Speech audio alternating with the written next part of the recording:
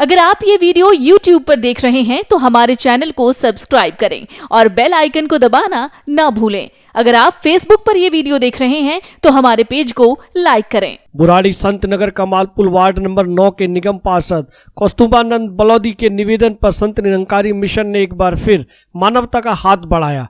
पूरे देश में 40 दिन पहले यानी 24 मार्च को लागू हुए लॉकडाउन के दौरान दिल्ली में प्रवास कर रहे दिहाड़ी मजदूरों को खाने के लाले पड़ गए। ऐसे समय में कमालपुर बुराड़ी के उत्साही युवाओं ने मिलकर इन मजदूरों के 2 वक्त के भोजन की व्यवस्था की, परंतु लॉकडाउन की अवधि इतनी लंबी होगी किसी को पता नहीं था और हर नौजवान युवा की खर्च करने की एक सीमा होती है। एक तरफ स्वयं का परिवार भी, उसके बाद किसी की सहायता करने, दोनों के लिए पैसे की आवश्यकता तो होती है।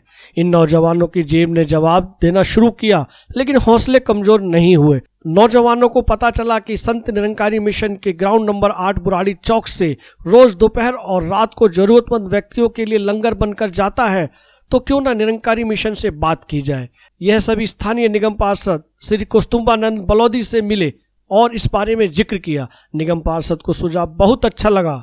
उन्होंने तुरंत एक पत्र लिखकर निरंकारी मिशन संत नगर ब्रांच के सेवा दल अधिकारी श्री नवनीत बत्रा और श्री कृष्ण बजाज से संपर्क कर निरंकारी मिशन से व्यवस्था करने का अनुरोध किया। उनके पत्र को फौरन सेक्टर 24 निरंकारी कॉलोनी के संयोजक श्री मनमोहन खुराना और जोनल इंचार्ज श्री सुलेख साथी तक पहुंचाया गया। इस पत्र को देखकर मिशन के संयोजक एवं जोनल इंचार्ज ने तुरंत इसकी व्यवस्था करने को कहा।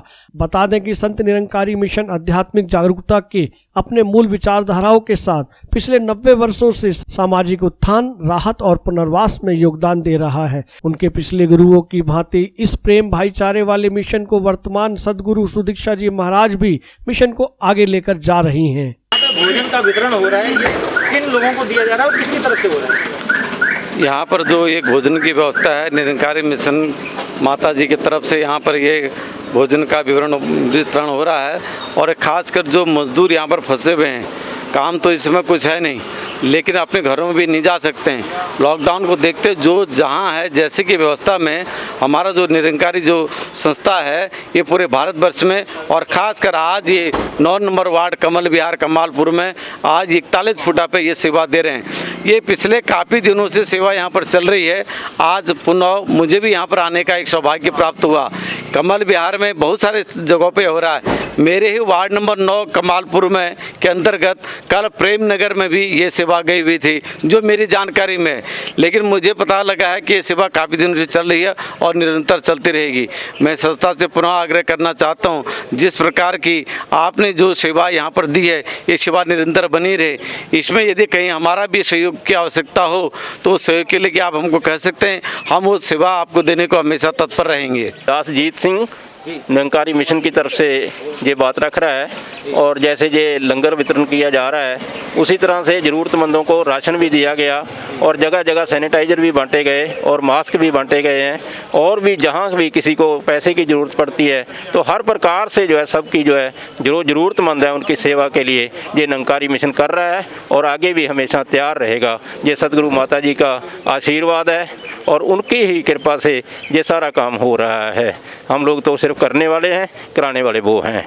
धन्यवाद। मैं देख रहा हूँ पिछले लगभग 1.5 महीने जब से लॉकडाउन लगा हुआ है संत निरंकारी मंडल बुराड़ी की तरफ से कई हजार लोगों का खाना बन रहा है। अब लॉकडाउन पार्ट 3 चालू हो गया है, अभी भी आप लोगों ने जारी किया हुआ है। कितने लोगों का खाना बना और बुराड़ी में कहाँ कहाँ बट रहा है? देखिए, लॉकडाउन 3 जो चालू हुआ है, बेशक इसमें कुछ शर्तों के साथ लोगों को आने जाने की छूट तो दी गई है, लेकिन एकदम से किसी के खाने पीने की व्यवस्था आज ही तो हो नहीं जाएगी। इसलिए ये वाली सहायता को और आगे हमारे यहाँ के जो निगम पार्षद हैं बलौदी जी की रिक्वेस्ट के ऊपर कुछ लोगों को यहाँ से लगभग ये जो इस वक्त यहाँ पर इनको राशन दिया जा रहा है, खाने का सामान दिया जा रहा है, ये लगभग 200-250 लोगों को खाना पहुँचाया जा रहा है। और ये व्यवस्था तब तक लागू रहेगी जब तक कि इनकी ज़रूरत है, जो जिनके पास अभी खाने पीने की परमात्मा की कृपा से अभी कुछ साधन की कमी है, उनके लिए ये अभी लागू रहेगा। रही बात निरंकारी मंडल की बात, आपने बात की कि बुराड़ी, ये सिर्फ निरंकारी मंडल बुराड़ी में ये सेवा नहीं दे रहा है। आपको मालूम होगा कि अब तो जगह जगह पर सबको पता चल चुका है कि निरंकारी मंडल जो है, निरंकारी मंडल की लगभग देश के अंदर 3-3.5 हज़ार जो ब्रांचेस हैं, उनके माध्यम से जब ज़रूरत पड़ती है सूखा राशन, अगर ज़रूरत पड़ती है तो उनको यहाँ तक कि कई जगह पे कपड़ों की भी ज़रूरत पड़ी तो वो कपड़े भी पहुँचाए गए, और कई जगह पर ऐसी आवश्यकता पड़ी जहाँ पर दवाइयों की ज़रूरत पड़ी वहाँ दवाइयाँ पहुँचाएगी। कुछ स्थान ऐसे भी थे जहाँ पैसे की भी आवश्यकता पड़ी, वहाँ उन लोगों को पैसे के रूप में भी उनकी सहायता की गई।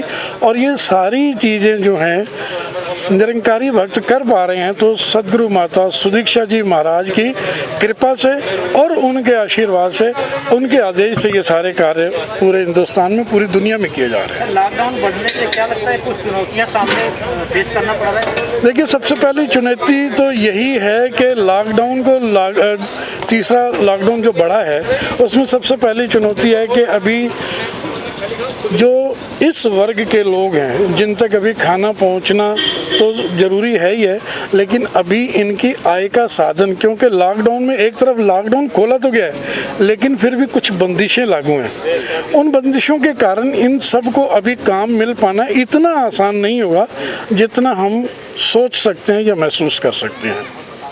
अगर आप ये वीडियो YouTube पर देख रहे हैं तो हमारे चैनल को सब्सक्राइब करें और बेल आइकन को दबाना ना भूलें। अगर आप Facebook पर ये वीडियो देख रहे हैं तो हमारे पेज को लाइक करें।